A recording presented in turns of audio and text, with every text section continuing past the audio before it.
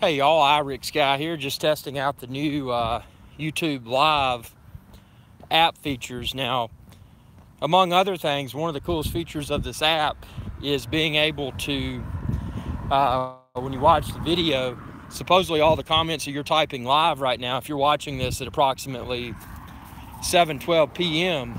New York City time, if you're watching this around then this is a live show. Hello, Baseball Monkey 1. Got a lot of people tuning in here. Hopefully my connection's acceptable. I am on a mobile device using the new YouTube app, which has live streaming. So this is just handheld. I don't have my gimbal stabilizer. I don't have my pro mic. What's up, brother? SoCal Seth, welcome back. Mad respect. Mark Shorty, hey, what's up from Montreal? Speaking of Montreal, and this is probably a really stupid question, but if I fly to Montreal, aloha, Maui Mikeable, welcome aboard. If I fly to Montreal, how far is the airport from downtown? Where I'm going with this is that for an upcoming IrixGuy's Adventure channel, just a short trip. JAB's Adventure, sup, welcome aboard. Is it easy to get from the Montreal airport to downtown area? And is Montreal downtown, is it like a New York City where you can go and just walk around, or do you need to have a rental car or that sort of stuff? Chris says unique Typhoon H. Typhoon H. Baseball Monkey 1. Where are you walking to? Well, I'm walking to eliminate this thing called a gut, because a lot of people they go on these diets and they say, man, I lose weight. Well, I'm going to eat whatever I want to eat, and I'm going to walk, and I'm going to do a lot of stuff to try to get less fat. But yep, just walking around live streaming. God, we got a ton of people in here. I mean, the thing is, 2018 has already become an awesome year. One of the disappointments, obviously, the new Sony Alpha cameras. What's interesting, Sony Alpha A7R3 did not bring 4K 60 to the table, but it brought better battery life and some negligible upgrades, but it didn't bring 4K 60. Baseball Monkey, good for you doing. I know some people who it's really hard to do that. Well, you don't have to do anything. That's the power of freedom of choice. You don't have to do anything.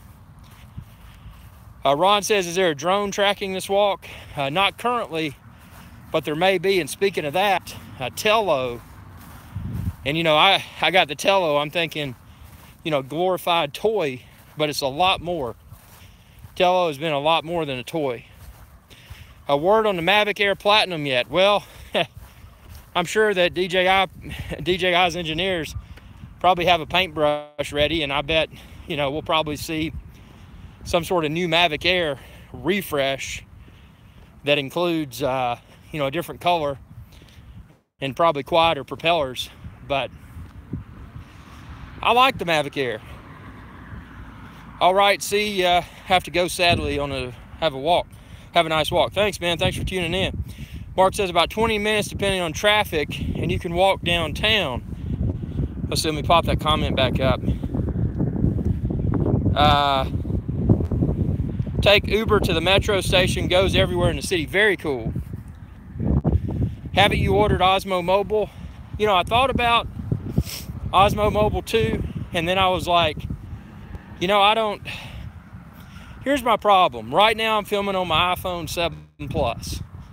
It's decent quality, but if I get the Osmo Mobile 2, if I was filming this live stream right now, it'd look a lot better.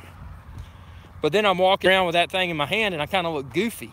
So, the use case for me, it'll be somewhat limited. Yeah, Mark says Montreal people speak English and French. Very cool. Yeah, that's on my to-do list, because I just want to fly up there and film some YouTube videos and eat some good food. yeah, I wouldn't fly my drone around these power lines. That would be, that could be catastrophic. So, yeah, I'm just walking and talking and getting all the new stuff. But yeah, Barry says, hello all, welcome aboard, Barry. Yeah, SoCal says you look like a goof too. Hey man, sometimes you just got to be a baller. You just got to go out and you know, own it like a boss, and just go out and not really care. So, you know, I may pick up an Osmo Mobile 2 just to enhance the quality of live streams like this, but since I don't use the do you think Parrot will release a new drone, a new Bebop? If they do, they really need to innovate, because their first drones have been, unfortunately, they look good on paper, but they were too much too close to toy. Yeah, SoCal Seth, that's a good use case for Osmo Mobile, using it on vacation. What I'm really excited about, and I don't know when it's going to hit, but remember at CES, DJI was touting the new one-handed gimbal stabilizer for big cameras. You know, like in my case, a Sony A7 R2. Now I'm interested in that, because being able to get gimbal stabilized system with interchangeable lenses would be really cool. Jonas says, just wondered, do you have a full-time job? Actually, pretty much all I do, man, is work. So if I'm not working on social media, I'm working on other tasks. And you know, it's cool.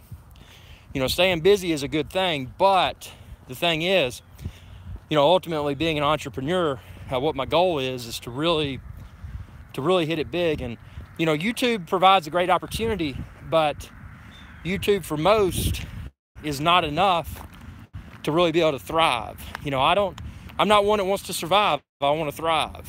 So with that being the case, yes, I do work multiple professional ventures, and it's not just YouTube. Now, if you want to support my channel, and again, this is completely voluntary, it is not required, and if you do, though, to put a smile on my face, you can go to Patreon. And what Patreon is, you can just go to patreon.com/IrixGuy, and if you go to Patreon, you can choose to support the channel. You know, if you want to give it $1 a month, whatever you think this content is worth to you, if you choose to, you know, to do that through Patreon, that's really cool, because basically Patreon provides a platform where content creators like myself can, you know, their top fans can choose to support the channel. And obviously that sort of support can help to propel a channel in major ways, because if someone's revenue stream is limited to, let's say, YouTube ads appear within YouTube videos, that's typically not enough. You know, especially if you're like my channel and you really want to get the good content, you want to get the latest technology to review, and you really want to go all out, you know, like a boss. So, you know, back to your question, if I did not work multiple jobs, I wouldn't be able to create and deliver the content that I do deliver by way of this channel. So I want to get to the point to where I don't have to work multiple jobs, and where I can make YouTube my full-time gig. And, you know, to do that, again, it's going to take support through sites like Patreon. If you're buying a drone, if you're buying a camera, if you're buying anything, go to my website, IrixGuy.com, EpicDroneShow.com. Check out my links on those sites, because if you choose to do that and you make purchases, then it may benefit my channel. So, you know, there's a lot of ways to support my channel. I mean, ultimately, simply subscribing, liking, sharing, participating in live shows like you are right now, that's support. You know, I'm not asking anybody to pay to support, but I did want to bring that up, that it is an option. But anyway, let's move on. I'm not sitting here trying to hustle anybody up for donations. But again, might as well say it, you know. So there's a lot of cool stuff. Sony, you know, they put out the A7R, which is, R is pretty much for resolution. the A7R III, which is the newest A7R camera, the upgrade for the A7R II. It didn't hook me. Renee says, if you do not ask, you do not get. Very true. Look at my Patreon page right now. Look at how few supporters I have. You know, let's help that to grow. So, but yeah, A7R III, no 4K 60, kind of a deal breaker for me. But they came out with A7 III, no R, no S, just the base model A7 III. Now that thing looks impressive because the amount of autofocus points for video is much greater than A7R II. If you're like me and you shoot with A7R II, you'll find that really the only true way to get professional results is filming that video in manual mode. So, you know, the A7 III, I'd be curious to see how well or how poorly autofocus performs for video, for 4K video. It'll do 4K 30 video, no 4K 60. A7S III may have that. Will the new DJI gimbal work with a point and shoot like the RX 100? You know, to be researched when it hits. I mean, my assumption would be that if it works, you know, with the big mirrorless cameras, like an A7R and A7S, you know, it would seem that it may. So I'm really excited about that. Jonas says, I really appreciate your interaction with the community and your effort is outstanding to my mind. Very cool. Again, that's support, man. You know, supporting the channel. This channel is my channel. It's not part of a multi-channel network. You know, there's none of that big dollar marketing stuff coming in and diluting the content and diluting and preventing freedom of choice. You know, I can do whatever I want to do. So anyway, I mean, yeah, but that gimbal, the one-handed gimbal that's coming from DJI, that's got that, you know, that's in my crosshairs. Because just thinking about it, walking around with a high-end mirrorless interchangeable lens camera on a gimbal, it just excites me. And you know, like drones, you know, something that's larger, something that's heavier, something that's less portable, if you don't have it with you, you're not going to capture that footage. But if I can get a convenient to travel with one-handed gimbal for my mirrorless cameras, it'll be boss-like. You know, I'll be out filming whatever in gimbal stabilized fashion. So I'm excited about that. I may pick up an Osmo Mobile 2. I haven't done it because I'm just thinking, you know, like right now is a prime example. I got my iPhone 7 Plus in my hand, but I don't even have it on that. You know, I rigged up that monopod and an external Rode mic, which sounds really good, by the way, but I find myself just popping this out of my pocket and doing it like this. So my problem would be, if I got that, you know, how much would I use it? And then how much, you know, it's a small device, but that's still something sitting around taking up space in my studio. So we'll see what happens. The drones, obviously, you know, it has already been an exciting year. Mavic Air has exceeded the expectations of many, including myself. To a lot of people that have made negative statements about the Mavic Air, you know, there should be, because everyone should share their true opinions about things. And Mavic Air is great, and it does not have OcuSync. A lot of the gripes have been around no OcuSync and limited battery life. But, you know, the no OcuSync thing, I'll come back at that and say, you're right. It's not as good of a communications technology as OcuSync, but the Wi-Fi that Mavic Air uses, I do feel is indeed enhanced. You know, it's not Wi-Fi, it's something better. How they did it, how they pulled it off.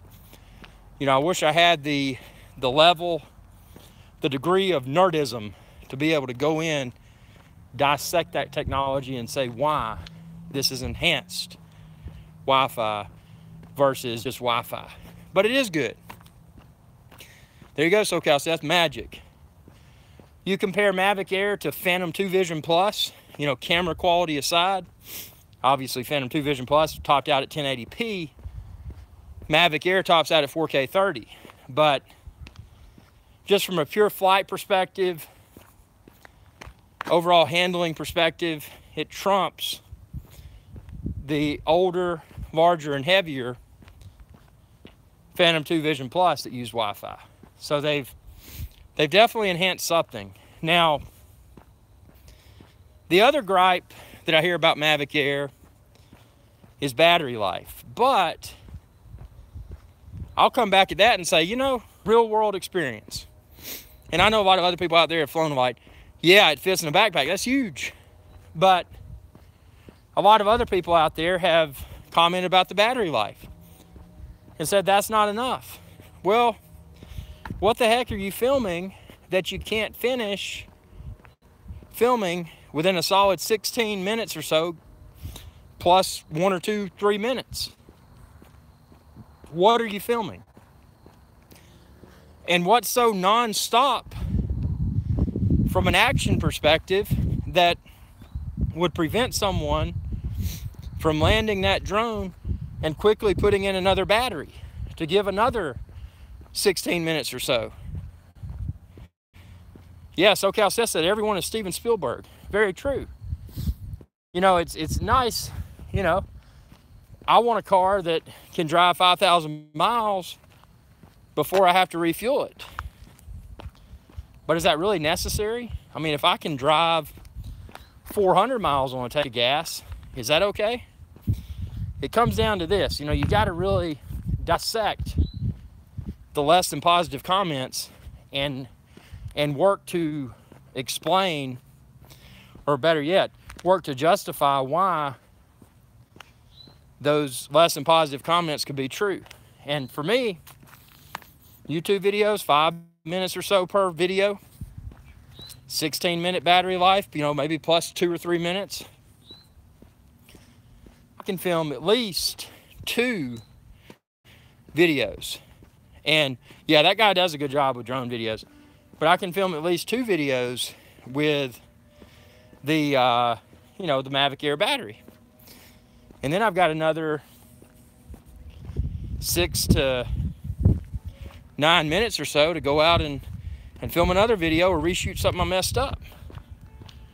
So, you know, it's what it is. Splatman 2, just buy more batteries to fly longer and record longer. It's like gas. Yeah, you're right. Like gas for the car, folks. And that's what people don't understand. I mean, and those batteries are so small and they're so lightweight.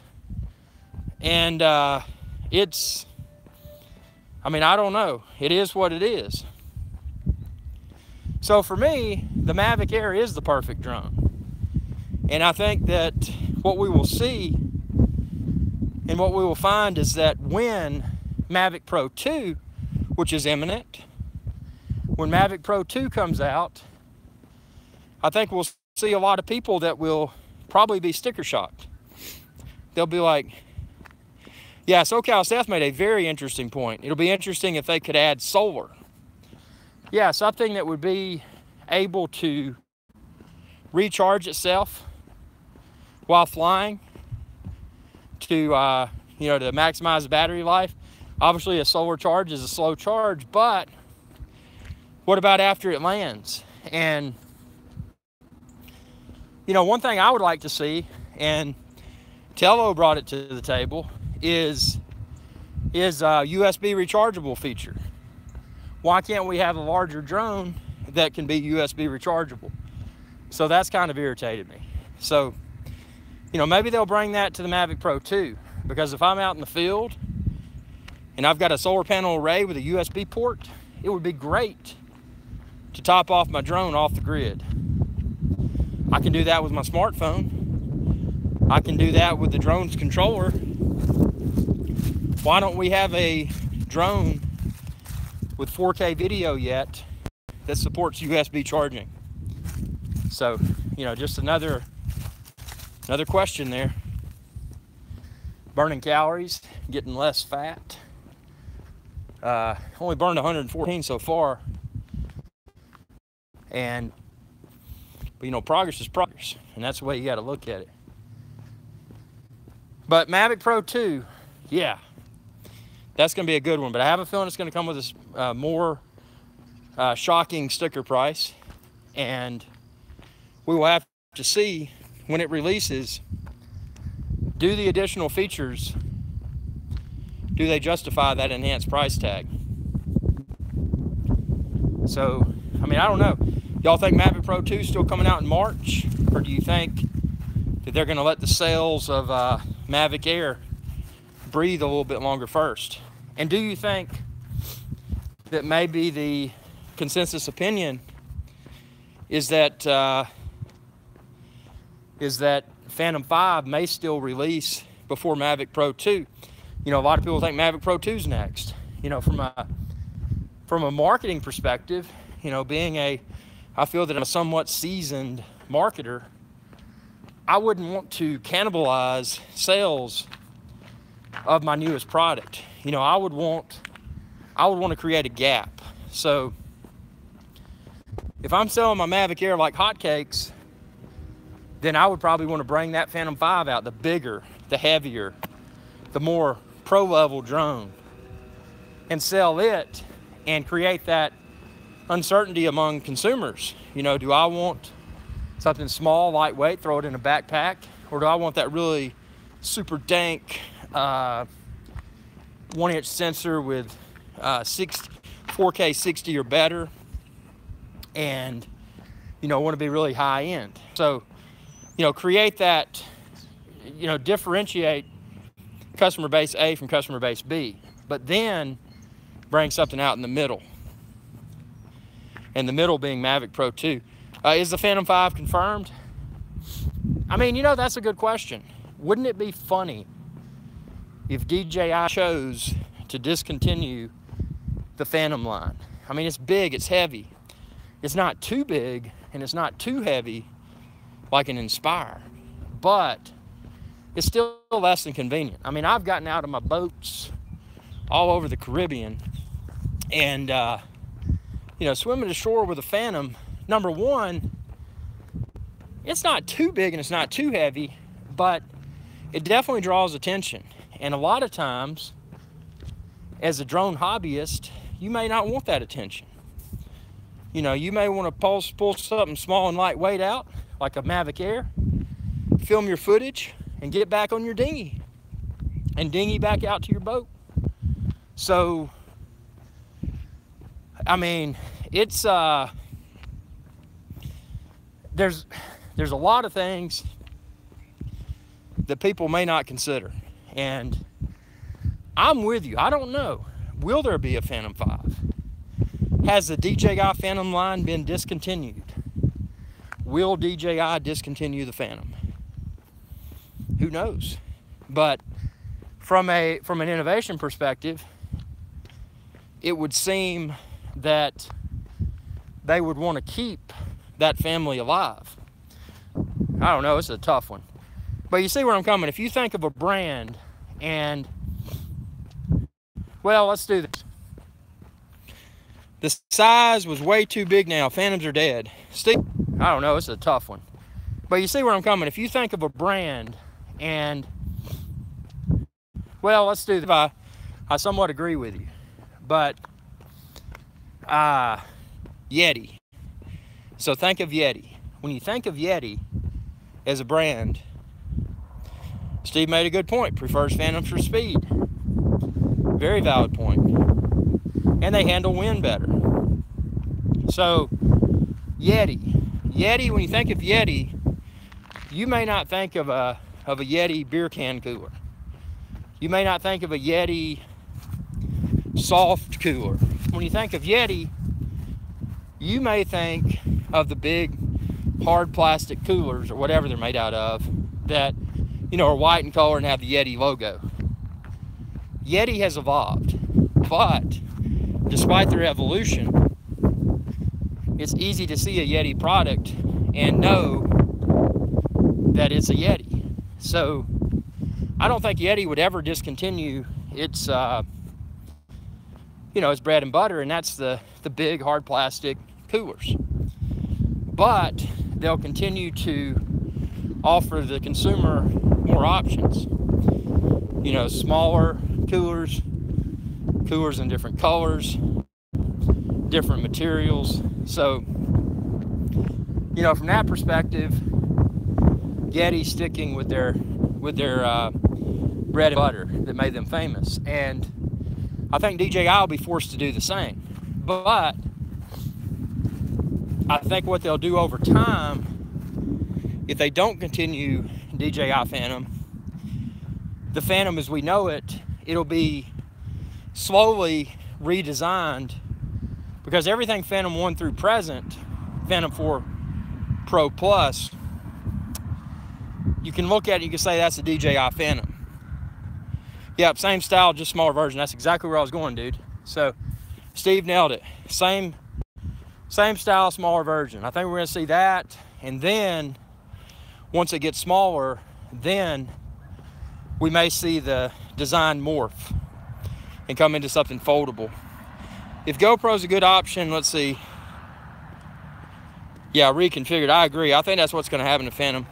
If GoPro's a good option for a first-time newbie, since they've been discontinued, around 400, just make sure I do like droning. Your thoughts? Well, I love GoPro, and I've always been a big GoPro fan, GoPro camera guy. But since GoPro went public, they lost their roots, and they became controlled by Wall Street rather. So I wouldn't buy that. If I wasn't sure, what I would do is check out something inexpensive and fun. Go to my website, IrixGuy.com/Tello, Tello, or you can just go to my website and click store. Check out the Tello drone there, and it's super cheap, but the DNA of it is DJI DNA. So, if you get to where you like it, then step up to something bigger and more expensive. But, don't break the bank on something that you're not sure whether you're going to like it. And I would definitely not. I would steer you away, even if it was $300 or $200. I would steer you away from the DJI Karma. It was a failure, I hate to say it. So, let's see here.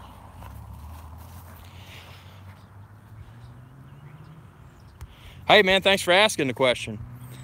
Let's see, I got a lot of comments coming in here. And by the way, you'll be able to watch a previously recorded version of this after this show concludes. You just go to IrixGuy.com / I forget the / but you go to IrixGuy.com and it's a live show. You find IrixGuy's live show, and then you can find Epic Drone Show. But yeah, this is IrixGuy's live show. It's kind of across the board, but obviously drones are always part of the conversation. I had a bug fly in my ear, so that's not good. Hate it when bugs fly in my ear, because then you hear that buzzing and stuff. It drives you bonkers. But anyway, super cool. And yeah, 29 minutes so far on this live show. Got a lot of stuff coming soon, so stay tuned, subscribe, like, share with others.